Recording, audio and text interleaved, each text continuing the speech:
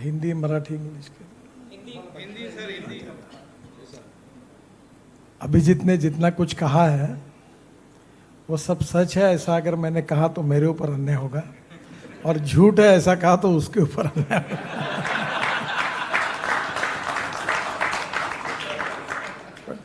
आप सब नागपुर के हो तो मुझे आप पहचानते हो। मुझे खुशी है कि आप नागपुर में इकट्ठा हुए हैं, क्योंकि मैं आपके इसमें काफ़ी दिल्ली मुंबई कार्यक्रमों में गया हूँ। मेरा एक दुख और दर्द है कि नागपुर में 50 करोड़ के ऊपर कोई इंडस्ट्री नहीं डालता, और मैं अक्सर चाहता हूँ कि नागपुर में 1000 करोड़ 2000 करोड़ के एंटरप्रेन्योर्स तैयार हो और नए कुछ प्रोजेक्ट डालें। और ये कठिन है पर असंभव नहीं है। हमारे पास सब प्रकार की बातें हैं, all type of institutes, research organization, सब कुछ है, पर इंस्टीट्यूट ऑफ एंटरप्रेन्योरशिप नहीं है। और एंटरप्रेन्योरशिप का संबंध नॉलेज के साथ है भी और नहीं भी है। Innovation, entrepreneurship, science, technology, research, skilled and successful practice, मैं बार बार कहता हूँ, it's a knowledge and knowledge is a power, and conversion of knowledge into wealth is the future. And the other philosophy which always I like it, that is, no one is West, no person is West, no material is West. It is depending upon the vision of the leadership. It is depending upon the absolute technology that you can convert West into wealth. So these are the two important philosophies which always I remember. And as a management, it is very important that you should understand that how you are going to run your business. मुझे बहुत खुशी है कि मैं एक बार, मेरा छोटा सा ऑपरेशन हुआ था, तो एक मित्र ने मुझे किताब दी थी स्टारबक्स के जीवन के ऊपर की। तो मैं अपने, अभी तो मैं बिजनेस में नहीं हूँ, मेरे लड़के ही देखते, तो उनको मैंने ये उदाहरण बताया था, और अक्सर उनको बोलता हूँ इसको याद रखो। स्टारबक्स एक ट्रक ड्राइवर का, और उसकी माँ नर्स थी, उनका लड़का था, और एक कॉफ़ी शॉप में वो कॉफ़ी सर्व करने का काम वेटर करके करता था। अचानक उसने फिर वहाँ से सर्विस छोड़कर एक कॉफ़ी शॉप डाला, और वो चलने लगा। और एक दिन, अभी आज आपको पता है कि यूरोप में, अमेरिका में, जिधर उधर स्टारबक्स की दुकान है, नागपुर में भी हुआ है। मैं भी रात को कभी कभी शिवाजी नगर में जाता हूँ। तो स्टारबक्स का इतने शॉप्स हुए, 23,000 शॉप्स थे, अब मालूम नहीं कितने हुए। तो उसने, उसके किताब में जो जीवनी थी उसमें एक वाक्य बहुत अच्छा था, और आई ऑलवेज रिमेंबर दैट। उसने कहा कि जब आपको खुशी होती है, जब आपको सक्सेस मिलता है, तो उसकी खुशी अगर केवल आपको अकेले को अगर होती होगी, देन दैट इज मीनिंगलेस। पर जब आपको सक्सेस मिलता है और खुशी होती है, तो आपसे ज़्यादा आपके साथ काम करने वाले जो छोटे बड़े लोग हैं, उनको आपसे भी ज़्यादा खुशी होती है, then that is the true meaning of your success. तो मैं पहली बात कहूँगा कि human relationship is the biggest strength of business, social work and politics. इसलिए कभी भी यूज एंड थ्रो वाला काम नहीं करना चाहिए। अच्छे दिन हो, बुरे दिन हो, जिसका हाथ एक बार पकड़ा है तो दोस्त है, तो वो पकड़ के रखो। परिस्थिति के अनुसार worship of the rising sun ऐसा मत करिए। तो human relationship is the biggest strength. And second important thing, again, मुझे वो एक बार ऐसे ही, मैं नागपुर में काम करता, स्टूडेंट लीडर था, सही में तो ज्ञान योगी हमारे डॉक्टर श्रीकांत जिचकार थे, मेरे मित्र थे, बहुत होशियार थे। तो एक दिन उन्होंने मुझे कहा कि यार तुम Nitin, you are a good person, you have a good political future, but you are in a wrong party, तुम कांग्रेस में आओ। तो मैंने कहा श्रीकांत, मैं कुएं में जान दे दूंगा पर कांग्रेस में नहीं आऊँगा, क्योंकि I don't like the ideology of Congress party. तो बोले ये तुम्हारी पार्टी को कोई फ्यूचर नहीं है। बोले नहीं, तो नहीं है। तो उस समय मुझे एक IIT में मेरा दोस्त गया था, और हम लोग चुनाव हारते ही थे, तो उसने मुझे एक किताब दी थी, वो रिचर्ड निक्सन की जीवनी थी, और उसमें एक बहुत सुंदर वाक्य था जो मैंने लाइफ में याद रखा, जो मेरे लिए उपयोगी था, आपको भी उपयोगी होगा। उसने कहा था the man is not finish when is defeated but he is finish when he quits. आदमी युद्ध भूमि पर हारने के बाद कभी समाप्त नहीं होता, पर युद्ध भूमि छोड़कर जब भाग जाता है तो समाप्त होता है। तो लड़ना चाहिए, और लड़ने की में पॉजिटिविटी चाहिए। अहंकार एंड सेल्फ कॉन्फिडेंस, दो शब्दों में अंतर है। आत्मविश्वास होना चाहिए, पॉजिटिविटी होनी चाहिए, पर अहंकार और अभिनिवेश नहीं होना चाहिए। And the most important thing is no one is perfect and no one can claim that he is perfect. उत्तम, अधिक उत्तम, सर्वोत्तम टू इन्फिनिटी। छोटे छोटे लोगों से बहुत सी बातें सीखने के लिए मिलती है, और मैं ये मानता हूँ कि अच्छाई पर, क्वालिटी पर किसी का पेटेंट नहीं है। तो हमारे ही दोस्त मित्रों के साथ बात करते करते बहुत सी नई नई बातें हमको सीखने के लिए मिलती है, और वो हमारे पर्सनैलिटी में अगर हम ला सके तो that can be a good process by which हम अपने को सुधार सकते हैं। एक हमारे यहाँ बहुत बड़ा राजनीति में ये इम्पोर्टेंट चीज़ है, क्योंकि वो फिलॉसफी में अक्सर याद रखता हूँ, मैं लोगों को बताऊँगी। ए नाम के व्यक्ति ने ए स्क्वायर काम किया और बी नाम के व्यक्ति ने बी स्क्वायर काम किया, तो total work is A square plus B square. But when A and B comes together, thinks together and works together, A plus B bracket में स्क्वायर, इसका जवाब आता है A square plus B square plus twice A B, and that twice A B is a result of collective team spirit. देखो, मेहनत करने से कोई बड़ा नहीं होता। लकड़ी तोड़ने वाले के शरीर से बहुत पसीना निकलता है, पर वो कभी पहलवान नहीं होता। तो आप लकड़ी तोड़ने वाले पहलवान मत बनो। पसीना और मेहनत, परिश्रम करने पड़ते हैं, पर कैसे करना, क्यों करना, कब करना, कहाँ करना, ये भी इम्पोर्टेंट है। और इसलिए लो एम इज क्राइम। अभी मैं रोड बनाता हूँ, मुझे कभी, मैं लाखों करोड़ में बात करता हूँ, तो लोगों को लगता है पैसा कहाँ से लाता है, ये बोलता है 1 लाख करोड़ का, ये 2 लाख करोड़, ये 50,000 करोड़, तो ये पैसा कहाँ से लाता है। तो मैं मजाक में कहता, योगी जी मुझे पूछ रहे थे उत्तर में, तुम्हारे पास, तुम ये कहाँ से बोल रहे हो। बोला मेरे पास द्रौपदी की थाली है। कितने भी लोग खाना खाए तो मिल सकता है। इस देश में रिसोर्सेस और टेक्नोलॉजी की कमी नहीं है, इस देश में काम करने वालों की कमी है। How to get it done. Bal Thackeray जी ने एक बार, मैं जब मंत्री था, यंग था, तो मैं उनके पास गया था, उन्होंने एक्रिलिक पर एक छोटा वाक्य लिखा, एक बोर्ड मेरे हाथ में रख दिया, नितिन हे लक्षात ठेव। उस पर लिखा था, I like people who can get the things done. और इसलिए कठिनाइयाँ होती है, पर positivity, self confidence and commitment, इन सब बातों का ओवरऑल उपयोग में तुम तुम्हारे मिशन में सक्सेस होते हो।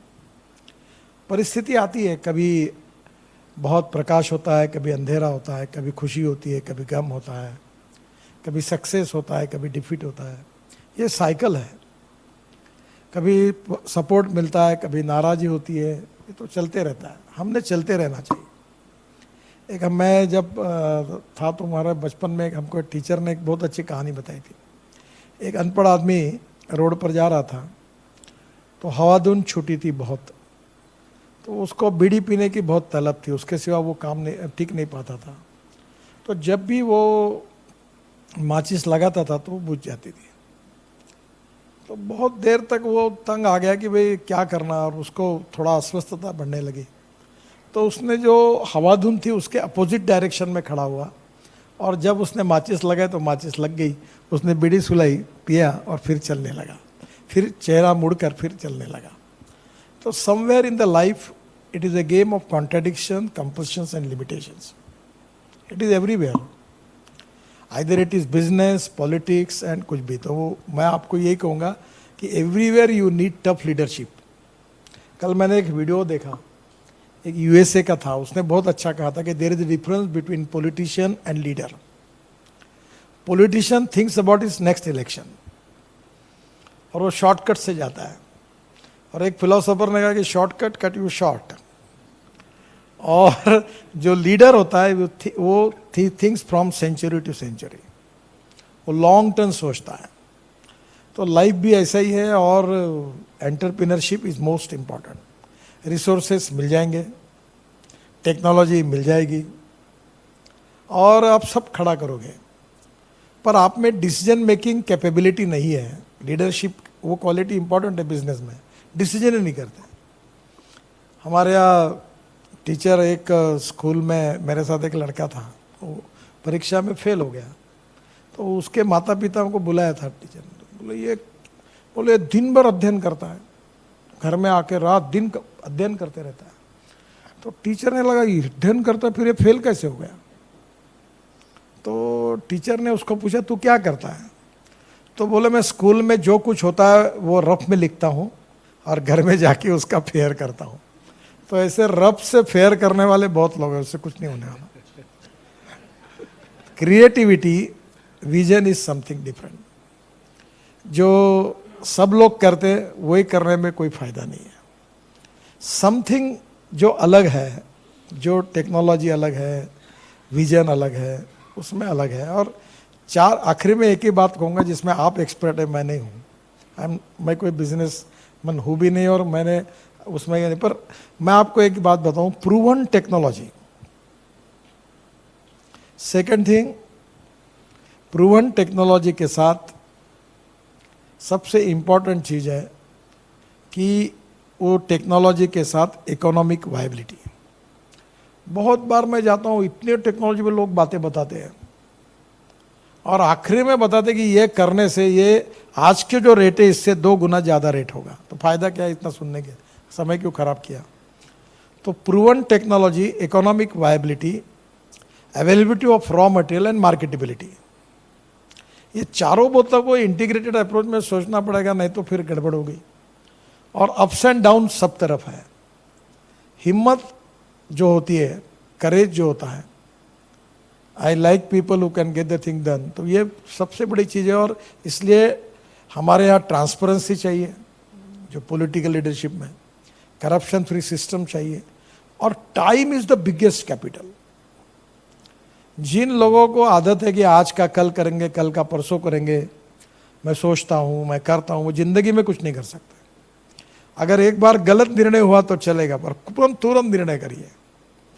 निर्णय नहीं करना, इसमें टाइम इज द बहुत इंपॉर्टेंट। और जिनको 1 तारीख को तनख्वाह मिलता है, they never understand what is the important of time.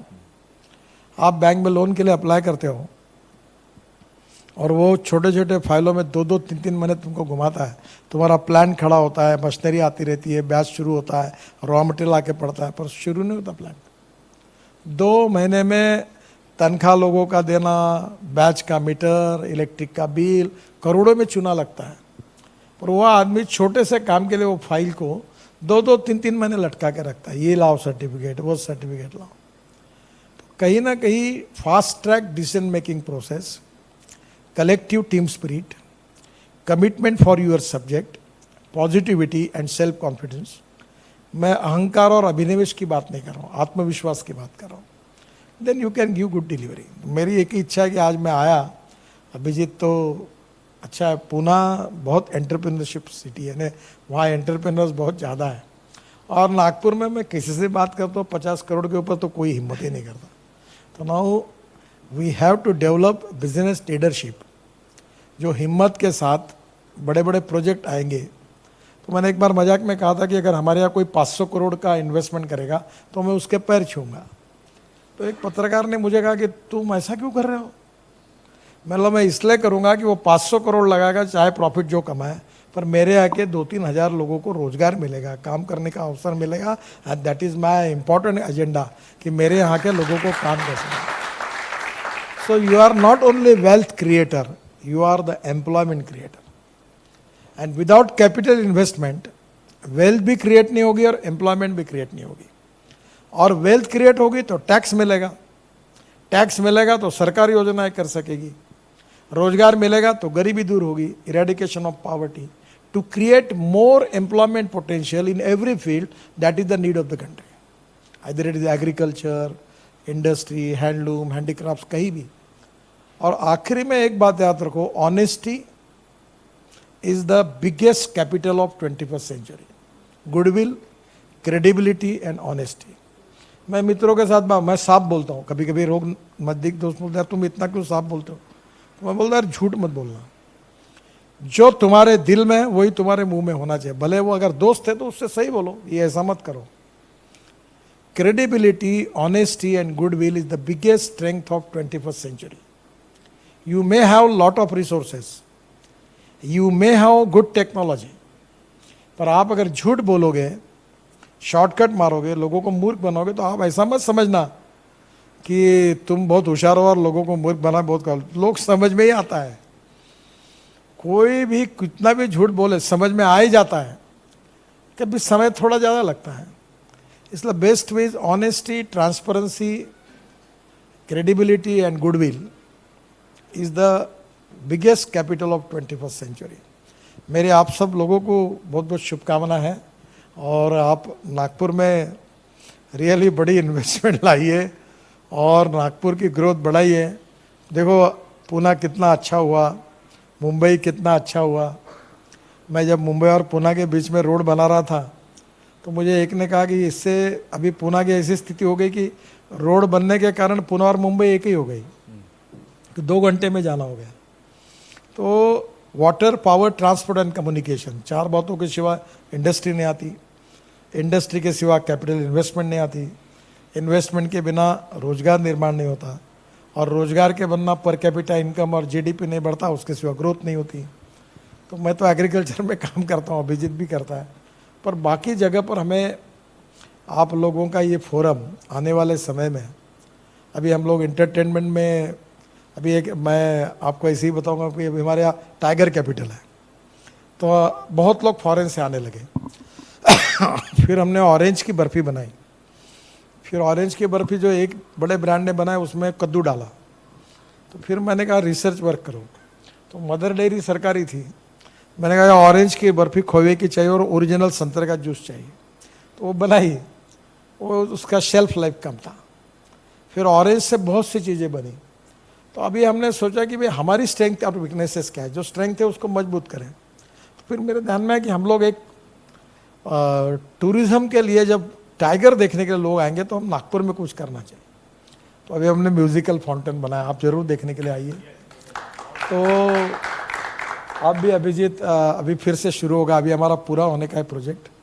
तो उसमें वर्ल्ड के बेस्ट लोग लाए, उसके पंप टर्की से आए, उसका आर्किटेक्ट फ्रांस से आया, उसकी हिंदी कमेंट्री गुलजार साहब की है, मराठी नाना पाटेकर की और अंग्रेजी अमिताभ बच्चन की है, उसका संगीत AR रहमान का है, और नागपुर की भी हिस्ट्री आई है उसमें, जो आप लोग में से कुछ लोगों ने देखा होगा।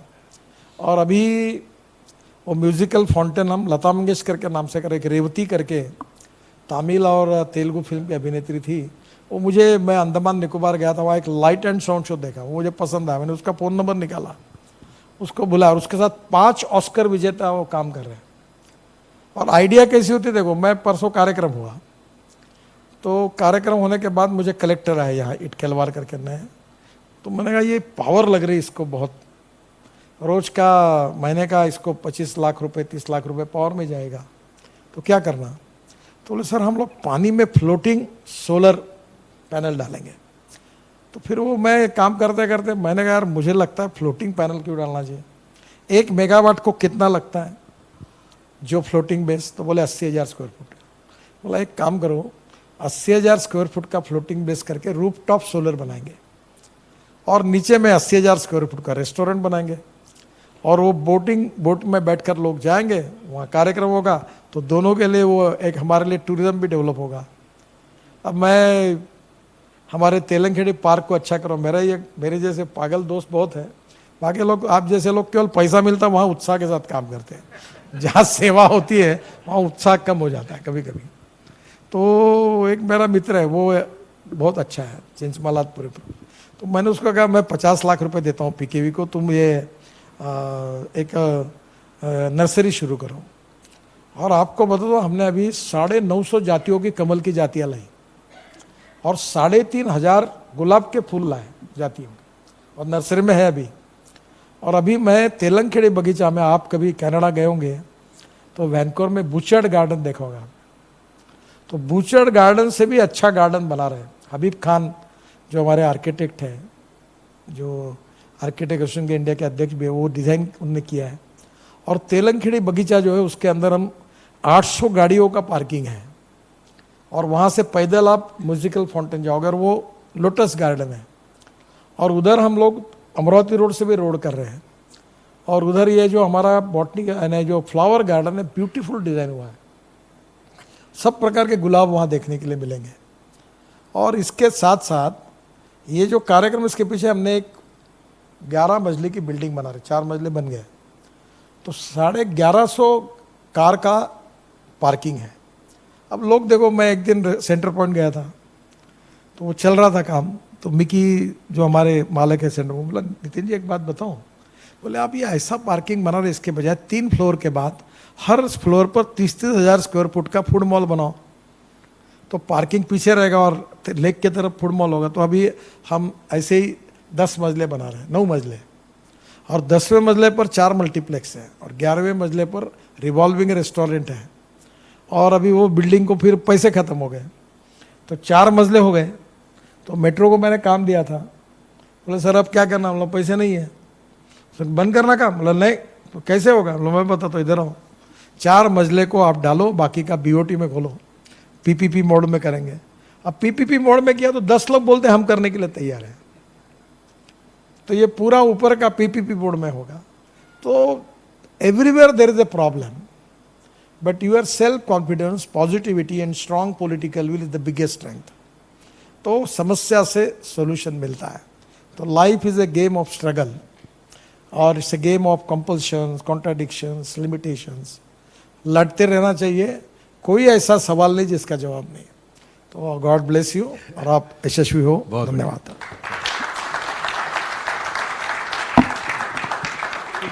आपको जस्ट एक इंट्रोड्यूस करने के लिए, जो विदर्भ चैप्टर है, इसमें अभी 22 मेंबर है, और आप जो बोल रहे थे कि यहाँ पे इन्वेस्टमेंट 500 करोड़ की करनी चाहिए, सब ऐसे महारथी है कि आराम से कर सकते हैं। तो हमने इनका बैलेंस शीट देख के इनको अंदर लिया है और बहुत सारी और भी खूबियाँ हैं। अभी गडकरी जी ने कहा कि वो तो सच बोलते हैं, तो उन्होंने कहते समय कहा कि भाई इनके पास द्रौपदी की जो थाली थी वो उनके पास है। वो द्रौपदी की थाली को हम अक्षय पात्र ही जानते हैं, और ये अक्षय पात्र इनके पास है। इसका मतलब क्या है कि युधिष्ठिर को सूर्यदेव ने वो अक्षय पात्र दिया था, यानी सूर्यदेव आपके सामने बैठे हैं। तो अभी आप जो मांगे इनको मांग सकते हैं, क्योंकि पूरा उनके साथ है। So I would like to open the floor for questions. 1-2 सवाल मेरे भी है, बट समय थोड़ा कम होने के कारण I will first open it to the floor so that anyone can ask questions. In the meanwhile, somebody has a mic who can circulate it. ये लीजिए ना, ये भी है, ये चाहिए। सर नमस्कार, मैं प्रशांत मोहता।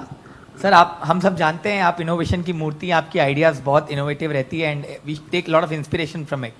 सर हम लोग वाईपीओ में जैसे यंगस्टर्स हैं, एंटरप्रेन्योर्स हैं, और आपने बहुत करेक्ट कहा कि इनोवेशन ही आजकल है जो आपको आगे लेके जाएगा। और आप सर काफ़ी देश भी घूम चुके हैं, तो ऐसे कोई कंट्री आपको लगता है हमने विजिट करना चाहिए, और आप यदि हमारी वो अरेंजमेंट कर सके, और हमें बहुत विश्वास है कि आने के बाद हम इस रीजन के लिए बीइंग सन्स ऑफ सॉइल हम कुछ ना कुछ कर पाएंगे। ये टेक्सटाइल में है विदर्भ में कपास होता है। हमारे कपास को भाव इसलिए मिलता है कि एक्सपोर्ट होता है, और रेडीमेड गारमेंट का बड़ा मार्केट है बांग्लादेश। तो इनके जो अंकल है ये 500 कंटेनर कपड़ा बेचते हैं। ऐसे हमारे यहाँ बहुत लोग बांग्लादेश को बेचते हैं। प्रेजेंट सिस्टम ऐसी थी कि बांग्लादेश में जाने के लिए यहाँ से जेएनपीटी से कोलंबो, और कोलंबो से चितगांव, ढाका, उधर जाता है। सब ट्रैफिक जाम, मुंबई से भी ज़्यादा, 15-15, 20-20 दिन हमारा, और इतनी कॉस्ट बढ़ गई, एक कंटेनर की 5 लाख रुपए हो गई। तो मैं शिपिंग मंत्री था, तो मेरे ध्यान में आया कि हम अगर नागपुर से, अभी हमने ड्राईपोर्ट बनाया ने समुंदर सिंधी में वर्धा में लाया, वहाँ इधर वो जालना में लाया, दोनों पूरे हो गए। अब आप एक्सपोर्ट इंपोर्ट वहाँ से कर सकते हैं, और मैं मानता हूँ सबसे बड़ी देशभक्ति ये है कि इंपोर्ट कम करना और एक्सपोर्ट को बढ़ाना। तो मैंने फिर अपना पूरा काम करके मैंने अभी तय किया कि ये हल्दिया यहाँ से रेलवे से जाएंगे, और हल्दिया से बांग्लादेश को 3 नदियाँ जाती हैं, क्योंकि मैंने ब्रह्मपुत्रा में ड्रेजिंग किया, गंगा में किया, जलमार्ग बनाया, और बांग्लादेश के प्रधानमंत्री के रिक्वेस्ट पर मैं बांग्लादेश में घुसकर 250 किलोमीटर मैंने ड्रेजिंग कर दिया वो मुगली पोर्ट का। तो मुझे थोड़ा बहुत जानकारी थी। तो मैंने खूब पीछे पड़ा। एक हमारे यहाँ NKP साल्वे करके बहुत बड़े लीडर थे, उनका भांजे है सत्यनाथन, वो एग्जीक्यूटिव डायरेक्टर थे कॉन्कर्ड के, तो मेरे मित्र है। मैं बोला यार सत्यनाथन साला अपना नागपुर और विदर्भ का कपास और कपड़ा साला बांग्लादेश में जाकर इसकी लॉजिस्टिक कॉस्ट कम कैसे हो सकती? तो लो आपके मन में क्या? मतलब मन में कि हल्दिया जाएंगे रेलवे से और वहाँ से हम बार्ज में डाल के 200-250 कंटेनर हम रिवर पोर्ट पे बांग्लादेश में ले जाएंगे। तो बांग्लादेश के गृह मंत्री मेरे मित्र थे, उनको मैंने फ़ोन किया, सत्यनाथन को भेजा, और ये प्यारे खान करके नागपुर का है, कॉन्ट्रैक्ट ट्रांसपोर्टर है, 1000 एक ट्रक है उनके पास, उसने कोविड में बहुत अच्छा काम किया। तो मतलब प्यारे खान तू ये धंधा शुरू कर, मैं तेरा कंसल्टेंट। और ये पूरा करके हमने बांग्लादेश और भारत सब परमिशन लाई, और 1 तारीख से हमारा पूरा कपड़ा जो ये बनाते हैं सब, यहाँ का मैक्सिमम मार्केट बांग्लादेश में है।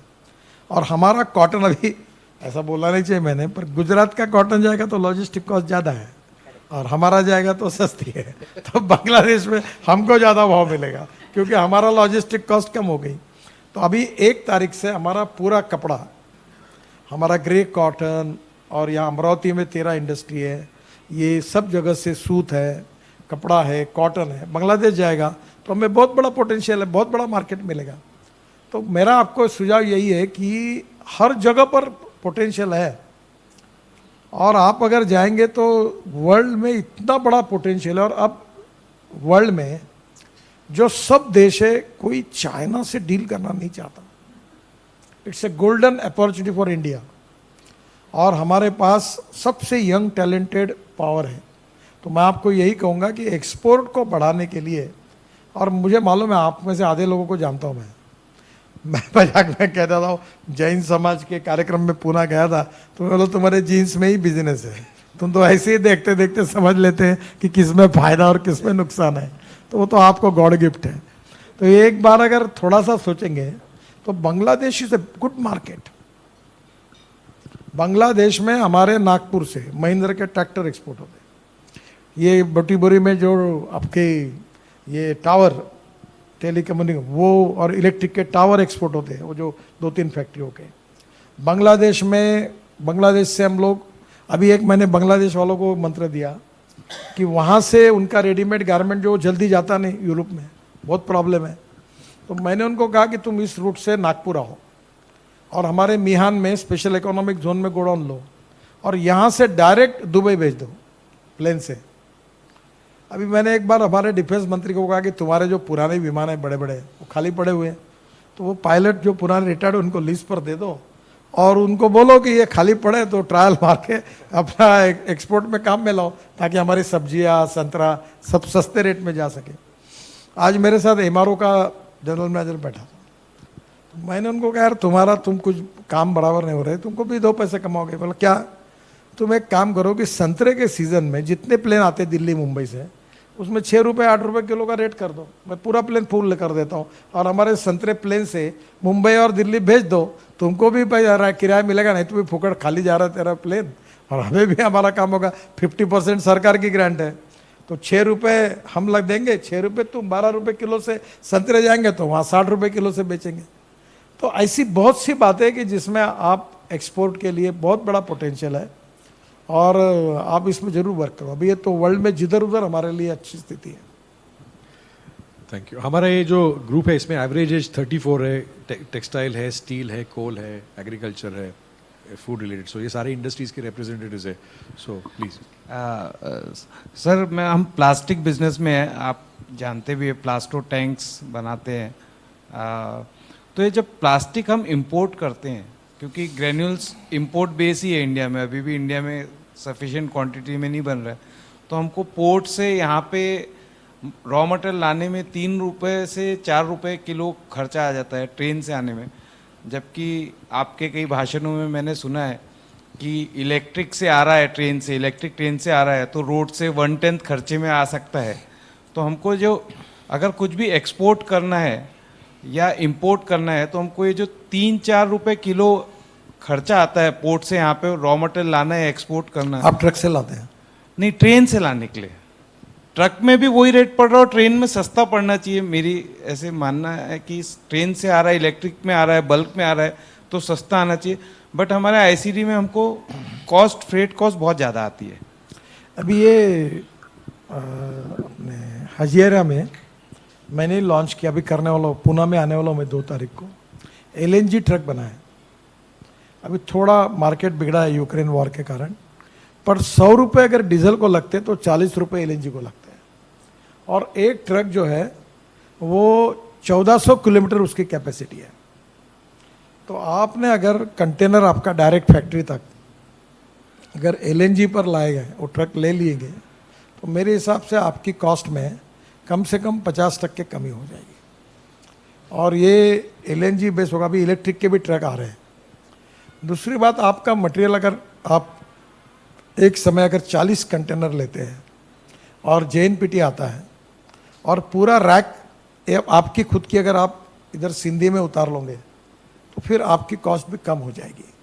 हमारे देश में लॉजिस्टिक कॉस्ट 14 से 16% है, चाइना में 8 से 10% है, यूरोपियन देशों में 10 से 12% है। अभी हमने इसीलिए नए हाईवे बनाए। अभी जैसे दिल्ली से मुंबई एक ट्रक को जाने के लिए 52 घंटे लगते हैं, पर अभी हमने 70% हाईवे पूरा किया है। अब दिल्ली से मुंबई केवल एक ट्रक 20 से 22 घंटे में जाएगा। तो 52 और 22 घंटे में ट्रक भी ट्रिप ज़्यादा मारेगा और फ्यूल भी उसमें अगर हम इलेक्ट्रिक यूज़ करेंगे, उसमें एलएनजी यूज़ करेंगे तो कॉस्ट कम हो जाएगी। तो धीरे धीरे अब ट्रांसपोर्ट में, और डीजल पेट्रोल बहुत महंगा है। अभी मैं इलेक्ट्रिक कार में आया हूँ।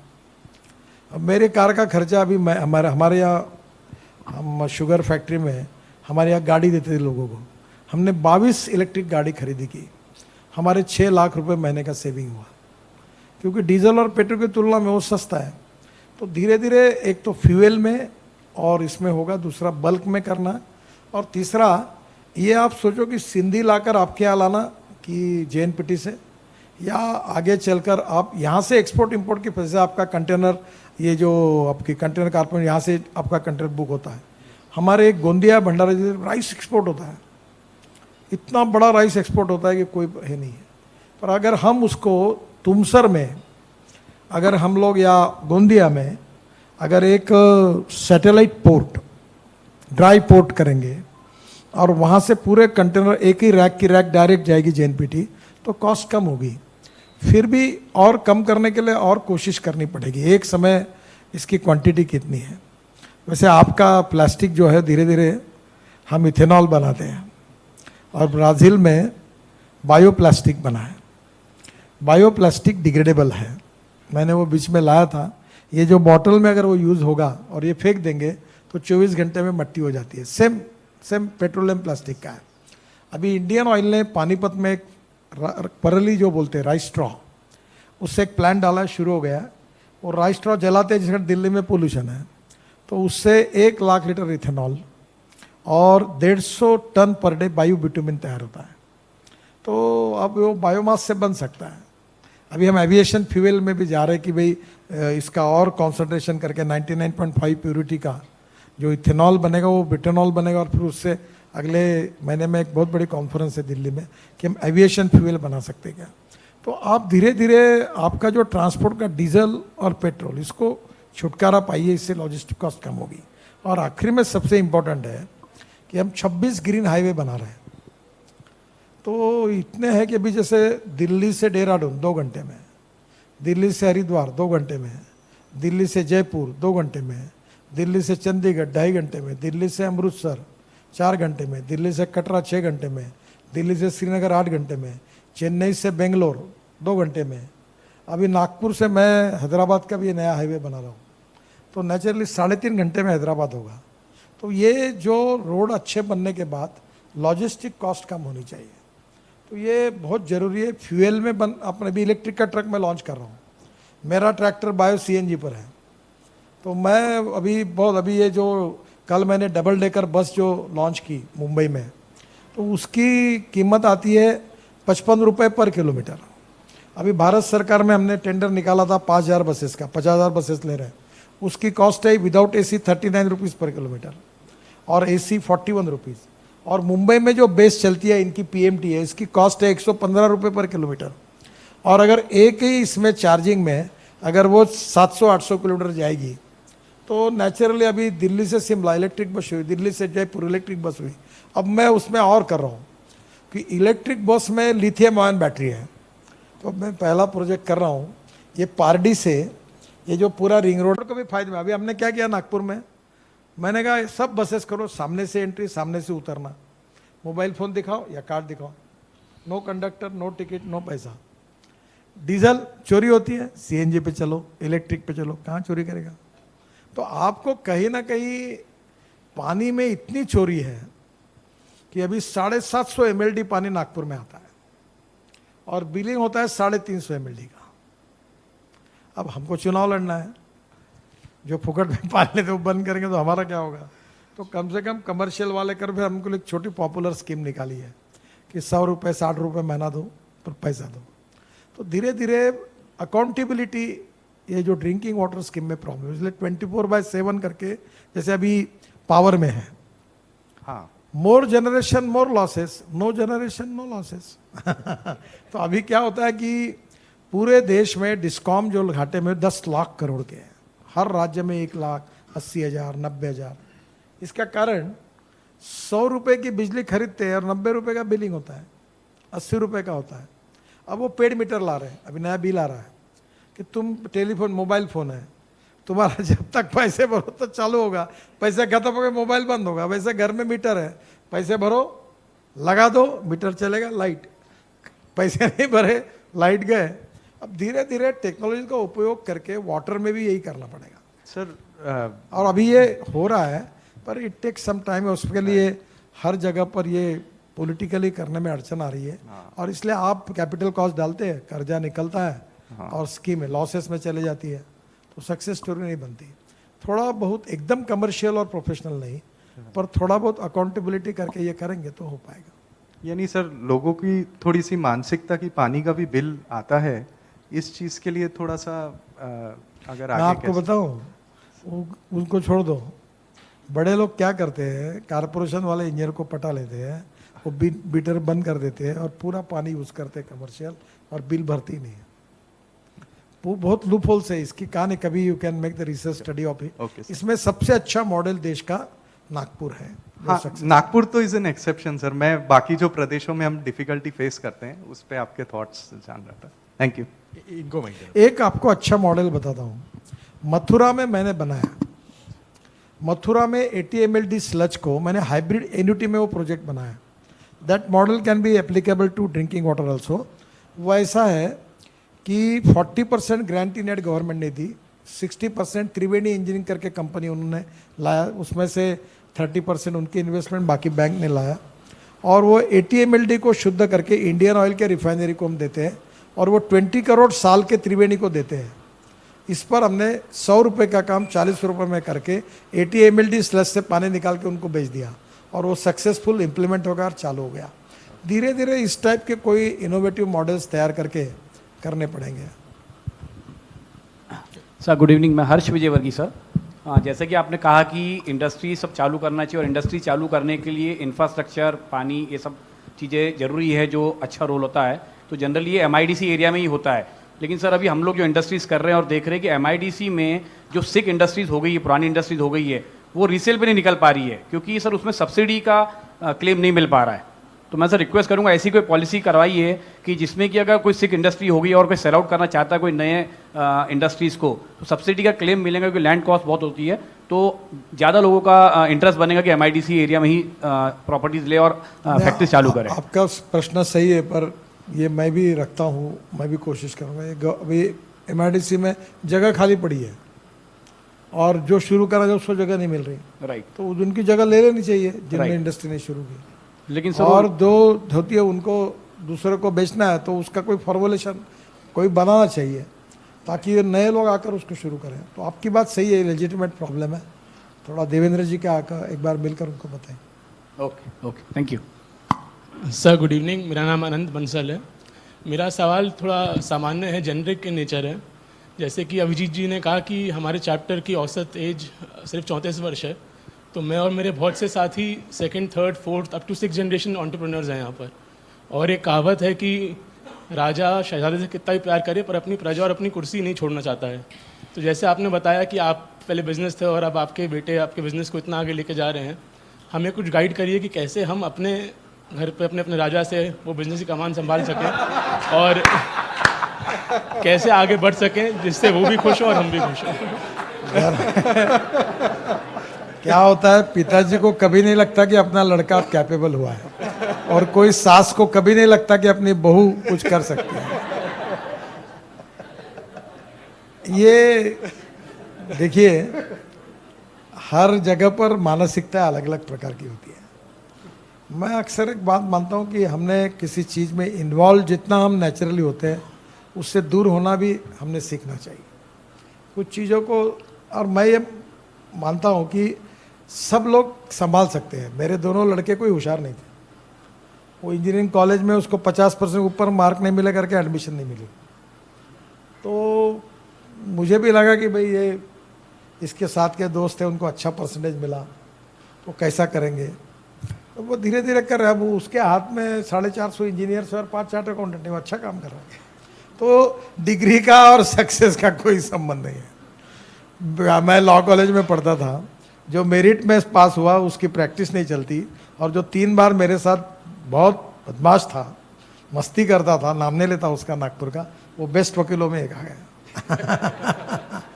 सब कभी कभी ये कहानी जो होती है सक्सेस की, ये अलग होती है। आप पिताजी के साथ भी काम करो और खुद भी कुछ शुरू करो। Thank you. बहुत बढ़िया। ये एकदम सही कहा आपने, क्योंकि ये जो आपने कहा कि जो आपका दोस्त था जो बदमाश था, तो ये सारे हम लोग बदमाश ही हैं। तो और हमने शुरुआती कार्यक्रम इस तरह से की थे कि सब बदमाश यहाँ पे इकट्ठा हुए हैं, और हमने थोड़ा थोड़ा ज़्यादा, किसी को ज़्यादा एक्सपीरियंस है, किसी को कम है। लेकिन आपको देख के अभी आप रोड्स का बिजनेस करते हैं और एक पूरा गति का हम बात कर रहे हैं, तो मुझे आपको देख के भगवद गीता का मुझे एक श्लोक याद आ गया कि ऐसा है कि योगस्तु कुरु कर्माणि संगम त्वक्ता धनंजय यह प्रयाति तजन देह स याति परमाम गति। और ये जो है आपके लिए एकदम परफेक्ट है, क्योंकि ऐसे एक कर्म आप कर रहे हैं कि जिसको आपको अटैचमेंट नहीं है। और आपने जो कहा कि चाहे पिताजी हो या जो भी हो, एक अटैचमेंट अगर आसक्ति नहीं है तो आसान हो जाता है, और ऐसी व्यक्ति को एक परम गति मिलती है। और आप मिनिस्टर ऑफ रोड्स और हाईवे है, और हम सब आपके ये रोड से, मैं तो पूना से हूँ, तो पूना से बॉम्बे ये जो गति आ रही है, और मुझे याद है आपने कहा कि America is rich because of the roads and not because of any other thing, this infrastructure. तो with this I really wish and pray that ये गति हमारे सिर्फ रोड्स पे नहीं बट जीवन में भी आए, और आपका आशीर्वाद हमारे साथ हमेशा रहे। Thank you very much. एक छोटी सी बात बता दूं, मैं बिजनेसमैन और इंडस्ट्रियलिस्ट नहीं हूँ, मैं सोशल एंटरप्रेन्योर हूँ। मैं अभी 5 गाँव में ये जो कॉटन की कतरन होती है ना, उससे वो गालीचे बनाता हूँ, और वो मैं उसको बेचता हूँ। तो 1200 महिलाओं को मैंने ट्रेन किया और उनको 10 से 12,000 रुपये में मैं 3 प्रोजेक्ट उसके डाल रहा हूँ। शुगर फैक्ट्री, ये मेरे लाइफ की मिस्टेक थी कि मैं इमोशनल होकर विदर्भ का विकास होना चाहिए करके मैंने शुगर फैक्ट्री डाली। That was totally non. मैं हर साल 30 करोड़ लॉस करता था उसमें। मेरे लड़कों ने उसको संभाल कर अपने पावर, इथेनॉल, फिर एक्सपोर्ट, फ्रूट, वेजिटेबल अलग धंधे में गए। अब मैं शुगर में लॉस करता हूँ, बाकी वो मेरा सोशल एंटरप्रेन्योरशिप थी। और यहाँ शुगर मिल हमारे यहाँ 22 खुली, 22 भी दिवाला पिट चुकी, और मुझे दुर्बुद्धि हुई कि मैंने वो चालू किया। अब मैं सक्सेस स्टोरी बन गया हूँ, पर उसके लिए बहुत मेहनत करनी पड़ी। तो मैं बेसिकली सोशल एंटरप्रेन्योर हूँ। तो मैं अभी धीरे धीरे बहुत सी हैंडलूम में काम करता हूँ, फिर बाम्बू में काम करता हूँ, तो ऑर्गेनिक फार्मिंग में काम करता हूँ, एग्रीकल्चर में काम करता हूँ। तो मेरे किसी भी एक काम का संबंध इकोनॉमिक वायबिलिटी के साथ नहीं है। मैं सोशल एंटरप्रेन्योरशिप करके काम करता हूँ। अब मेरे जो लड़के, उनको मैंने कहा कि मेरा जितना है उतना ये मेरे लिए है, बाकी का उनका तो वो अपना बिजनेस के हिसाब से बाकी काम देखते। और जो मैंने, उनका नाइलाज है कि जो मैंने करके रखा है उनको चलाना पड़ता है, तो वो उसको चलाते हैं। पर बेसिकली न मैं इंडस्ट्रियलिस्ट हूँ, ना मुझे कोई बिजनेस करना है। बेसिकली मुझे लगता है social entrepreneurship is very important, कि हम लोग लोगों को मोटिवेट कैसे करें और काम कैसे दें। आप एक आखिरी में बात कर रहा हूँ, एक अच्छी बात है कि वही मनुष्य है कि जो मनुष्य के लिए मरे, यही पशु प्रवृत्ति है कि आप ही चरे, वही मनुष्य है कि जो मनुष्य के लिए मरे। जो पैसा कमा कमा के अपने पास दबा दबा के रखते, वो कभी नहीं बड़े होते। जो पैसा कमाकर अगर गरीबों के लिए अच्छे काम के लिए खर्चा करेंगे, भगवान उनको 10 गुना ज़्यादा कमाई देता है। ये मेरा अनुभव है।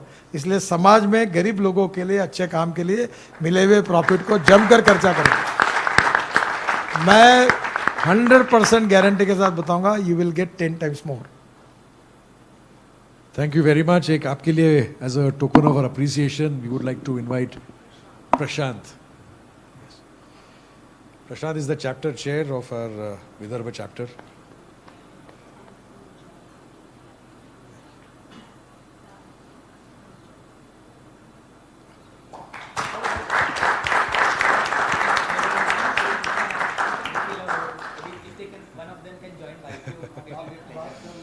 Bujjal.